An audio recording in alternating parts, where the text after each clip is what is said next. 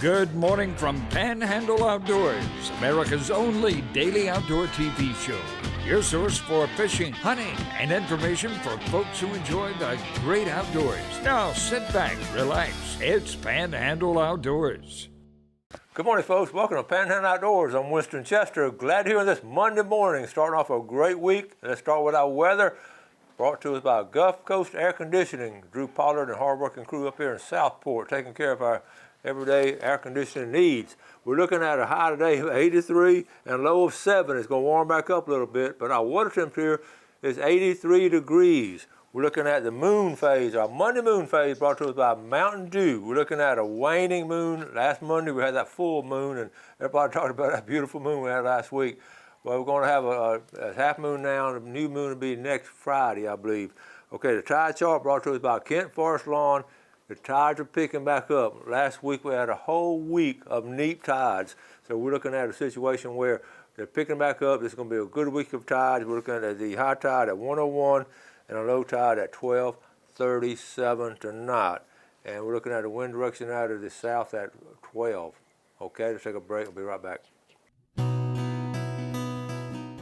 Welcome back, and welcome to our guest, Daniel Cole. Good morning, How's it going? buddy. Good morning. Good to have you. We're sitting here talking, and I asked, we don't plan a whole lot. I just said, what do you want to talk about today?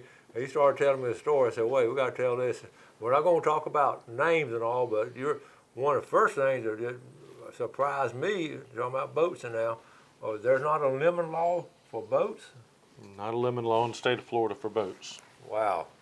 So right now you're sort of running across some in your business. You're like an expert witness, and you get probably called up in some of these situations. So, what's going on with that? Well, we have a gentleman who he's bought himself a luxury vessel, $2.25 million, 53-foot range. We're not going to name brand names, but he's had nothing but problems with it. He's like, for the 2 years that he's owned it, he's only actually had about a month of use out of it. Has spent more time in the shop, and he's had every kind of engineer and everything there you can think of to, from the different brand manufacturer people that come in. So he called us in to help us build a timeline of how this has all been transpiring, and then it looks like we'll be going legal to try and see if we can get this company and force them to buy this boat back from him and get it off his hands. And it's not an isolated instance. There's another gentleman.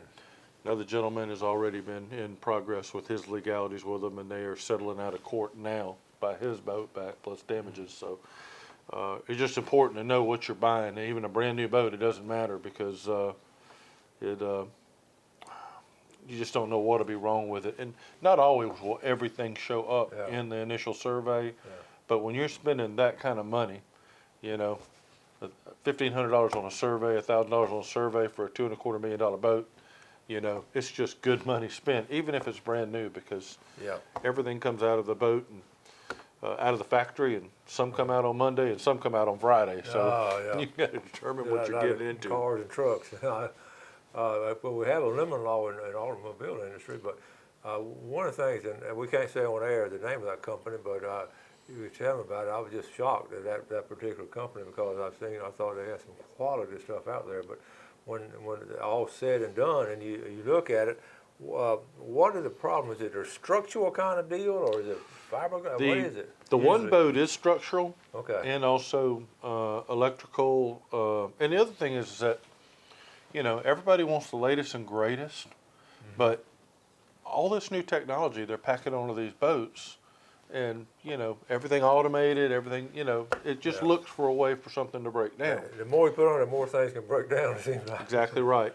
And in a time frame when it seems like there's more interest in putting more on a boat for its size than there is actually building a boat around what you want to put on it. So there's a lot of last minute fitting, a lot of last minute stuff added, and then and then like in the case of this being a relatively new craft for this company, they just put it together and put it on the water and they sell it for this high price. It's beautiful. It's a beautiful product to look at. But I have just reams and reams and reams and reams of paperwork and emails and text messages between the brokers, the buyer, all the different subcontractors who make parts for that boat. trying to put all this together and Wow. provide it for a legal standing to go to court over. So that's what we've been busy doing. And that's a great case of an ounce of prevention is worth that pound of cure. If they just Absolutely. had it surveyed ahead of time and Absolutely. just checked it out. But I look at that boat and the quality of that boat and that brand name, and I would have thought the same thing. It's fine, But Well, over the years, I can tell you, I've found a lot of problems with that brand. Okay. So it's nothing new to me, but this is Yeah. the biggest scale. And, the last thing you want to do is spend, $2.25 million on a boat and you Yeah. can't even use it. yeah, So, that's for sure.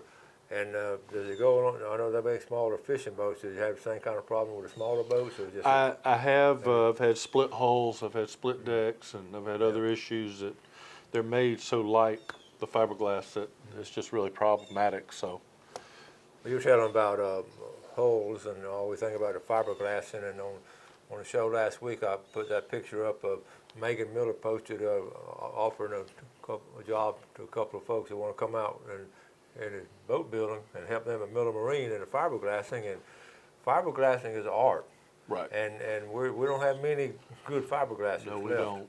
No, we don't. And we that's something, if you can learn it, I think it'll always be a calling for some good fiberglass people. Don't you? Because really in Bay County there's not many left, and we're on the water. But skill set is something that we need. Yeah. I mean, I would love to see one of the curriculums for our schools one day to be, like with shop Yeah. class, fiberglass. I mean, that would fit our area.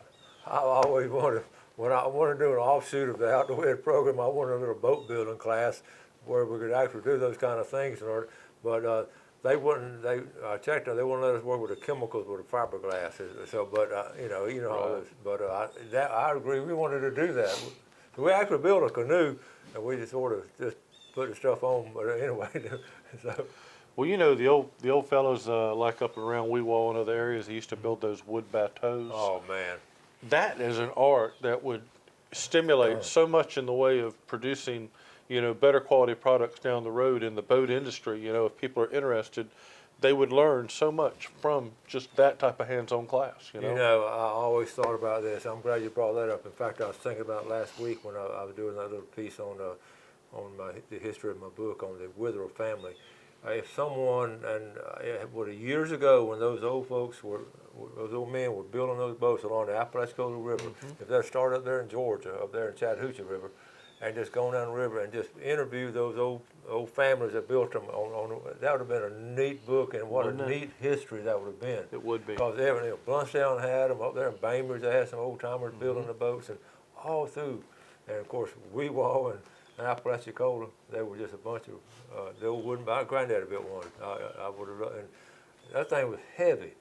Of course, I was small. That thing, good waterlogged, but that's what they wanted. The waterlogged, so it wouldn't leak. That's right, so it wouldn't leak. And they were quiet. They were quiet. They were quiet. All right, we're going to take a quick break. We'll be right back with Daniel.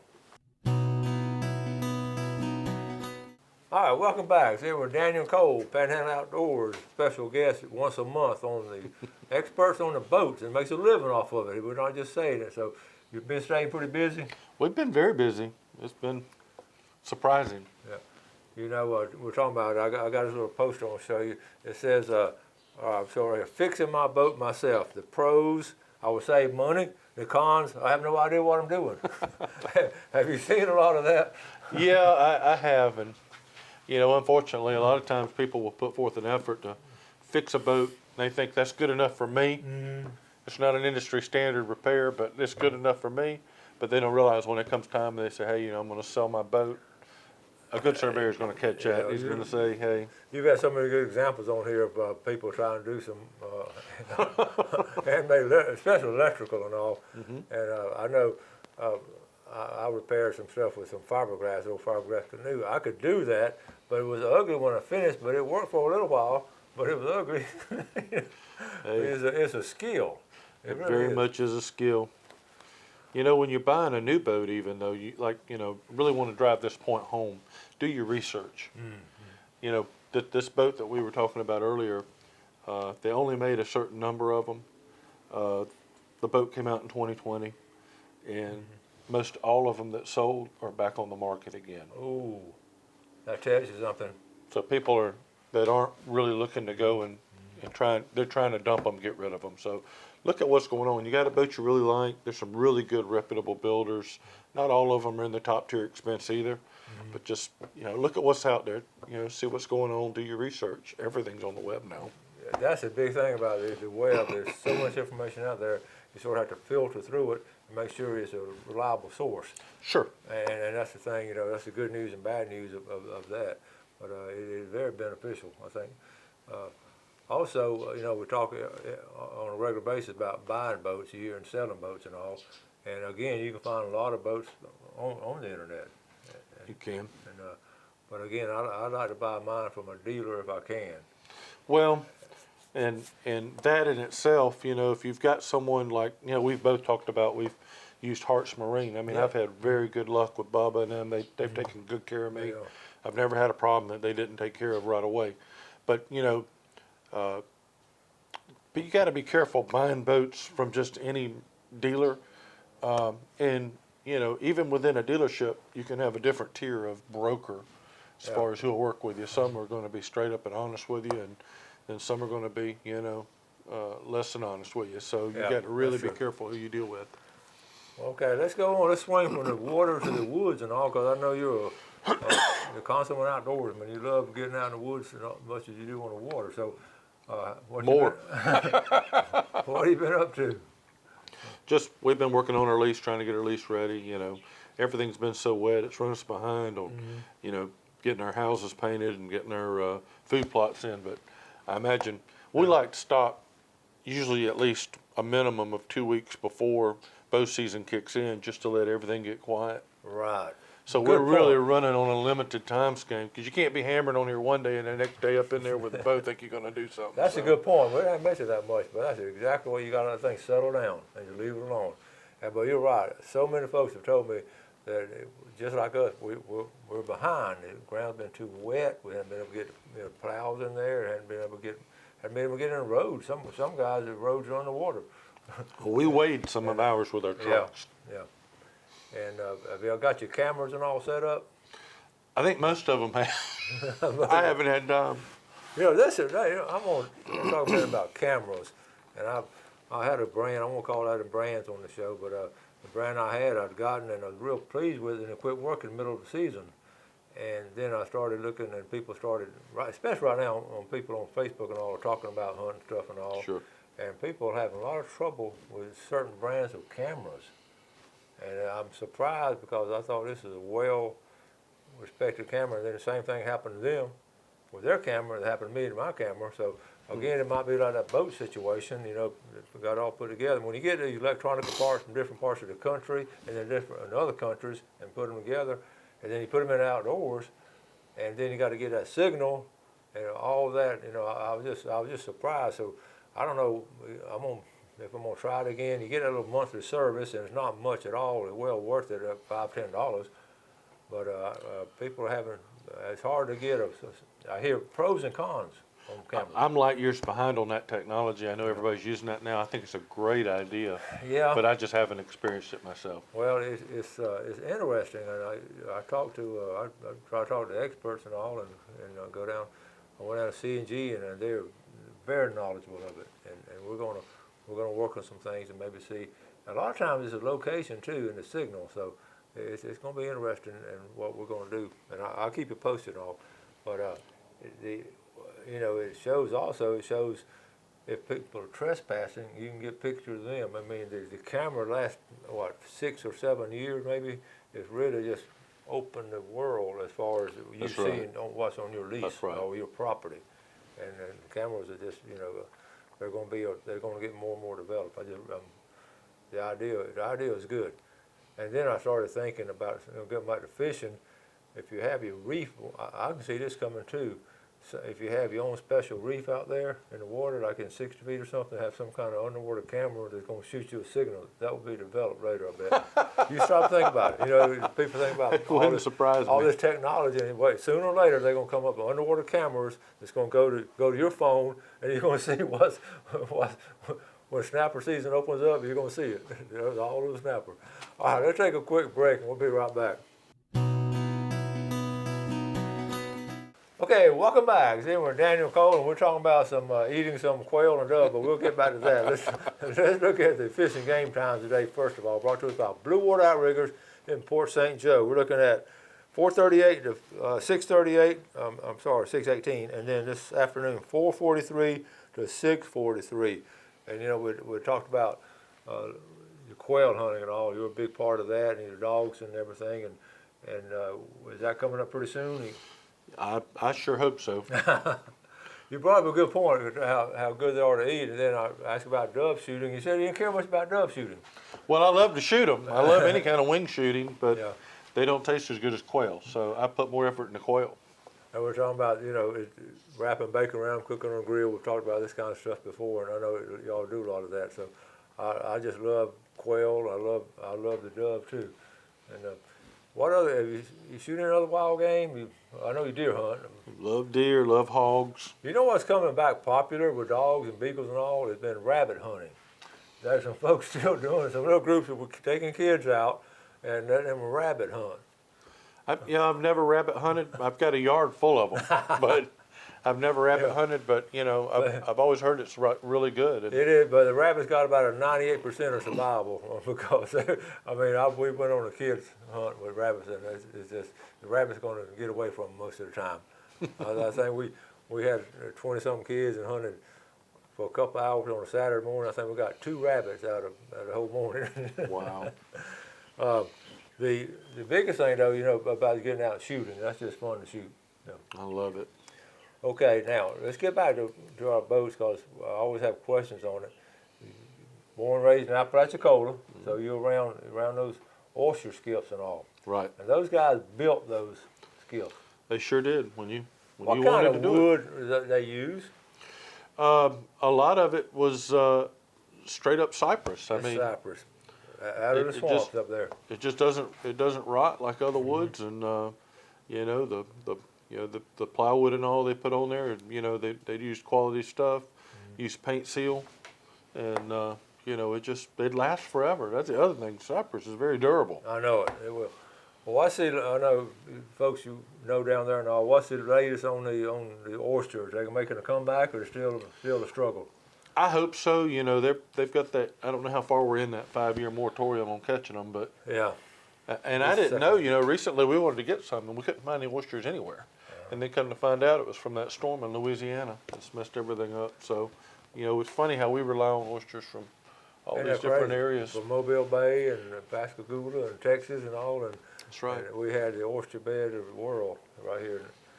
And actually, I miss those days. You know, in yeah. Appalachia, we used to go get a bag, and I remember when you could get a bag for $25, and you just sit out there all day eating oysters and watch football and go out and start eating some more oysters. Well, you know. And the thing about it, I saw a special on TV the other day. They were talking about. Of course, we knew this, but the general public don't know what a good filter the oyster is, how to filter the water. They had an oyster here, and then they had like five-gallon buckets of water behind it or whatever, and so that's how much in a day's time, how much that one oyster can filter water.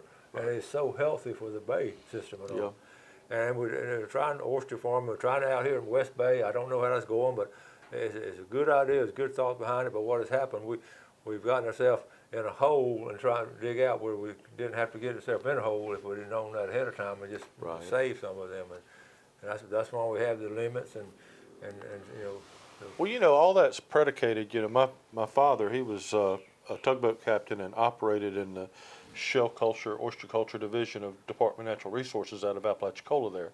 Okay. And so they would replant seed shell from all the oyster houses. They were experts. Right. But what you can't really accrue or figure on is, you know, you have a certain amount that's a percentage that's going to come out of the water from harvesting. Mm-hmm.